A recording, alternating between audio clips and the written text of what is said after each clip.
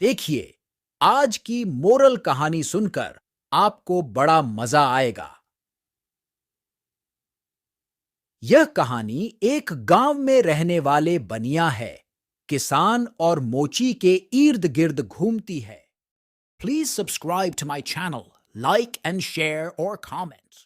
एक गांव में एक बनिया ने रुपया 100 एक किसान को इन्वेस्टमेंट के तौर पर दिए थे। यानी कि किसान को पैसों की जरूरत थी, और यह बात जानने पर बनिए ने खुद सामने चलकर उसे रुपया 100 ऑफर किए थे और कहा था कि तुम इनसे जो भी अपने खेत में फसल उगाओगे उससे मुझे कुछ हिस्सा दे देना।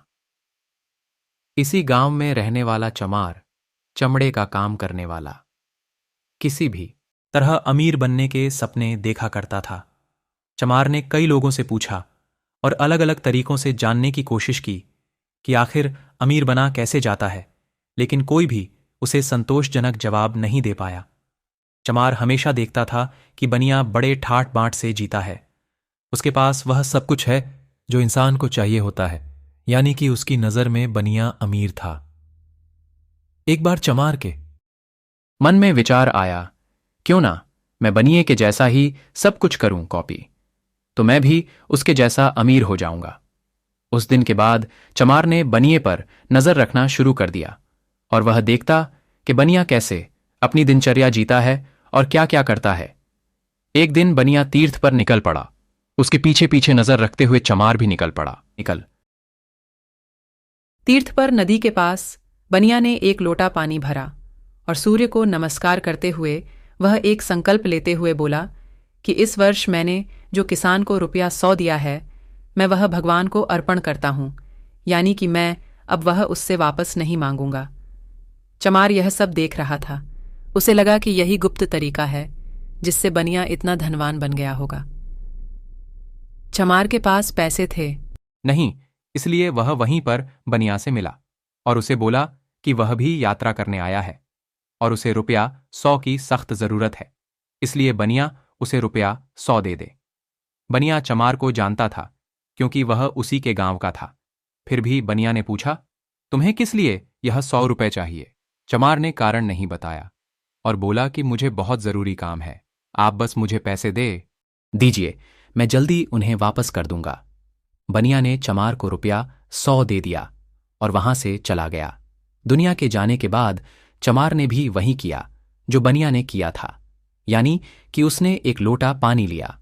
सूर्यदेव के आगे पानी अर्पण करते हुए वह बोला कि मैं बनिए से लिए रुपया 100 तो भगवान को अर्पण करता हूं। चमार खुश होते हुए और ये सोचते हुए कि वह भी बनिया की तरह जल्द ही अमीर हो जाएगा, अपने घर लौट आया। फसल कट गई और किसान, जिसे बनिया ने रुपया 100 दिए थे, उसे काफी फायदा हुआ। इसलिए वह अपनी फसल का कुछ हिस्सा लेकर बनिए के घर आया। किसान बनिया से बोला, आपका रुपया 100 का हिस्सा इसमें से ले लीजिए, अगर आप चाहो तो कुछ ज्यादा भी ले सकते हैं। बनिया किशन से बोला, मैं यह नहीं ले सकता, क्योंकि मैंने जो तुम्हें रुपया 100 दिए थे, मैं भगवान के आगे संकल्प करके उनके नाम करके आया हूं, इसलिए अब उन पर मेरा कोई हक नहीं है। किसान बोला, लेकिन मैंने तो आपसे पैसे लिए हैं, इसलिए मैं तो आपको जरूर वह वापस करूंगा।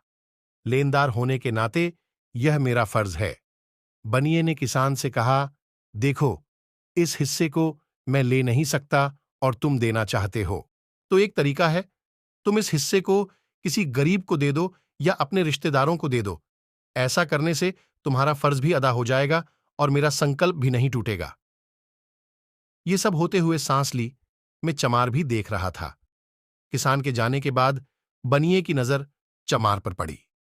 उसे देखते ही बनिया बोला, क्यों भाई, मेरे रुपया 100 वापस नहीं करने हैं क्या? चमार बोला, कैसे वापस करूं?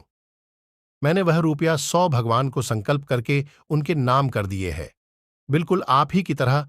चमार की बात सुनकर बनिया हंसने लगा और बोला, कैसी मूर्खों जैसी बात कर रहे हो? पैसे वह अर्पण किए जाते हैं जो किसी को दिए हो, वह नहीं जो किसी से लिए हो। किसी से लिए पैसे वापस समय पर दे देना ये लेने वाले की जिम्मेदारी होती है। किसी से लिए पैसे वापस समय पर दे देना यह लेने वाले की जिम्मेदारी होती है। इसलिए तुम मुझे मेरे रुपया 100 वापस दे दो, वरना मैं उसे जोर जबरदस्ती करके भी ले सकता हूं। फिर क्या था? चमार करने गया था, नकल, लेकिन अपना नुकसान करवा बैठा। सीख। आज की यह कहानी हमें सिखाती है कि हम दूसरों के काम को सिर्फ दूर से देखकर सफल नहीं हो सकते। बिना पूरी जानकारी अगर हम उनके नकल करने की कोशिश करते हैं, तो गलतियां होती है और नुकसान भी। इसलिए कोई भी काम या रास्ता बिना जांचे परखे अपनाना नहीं चाहिए।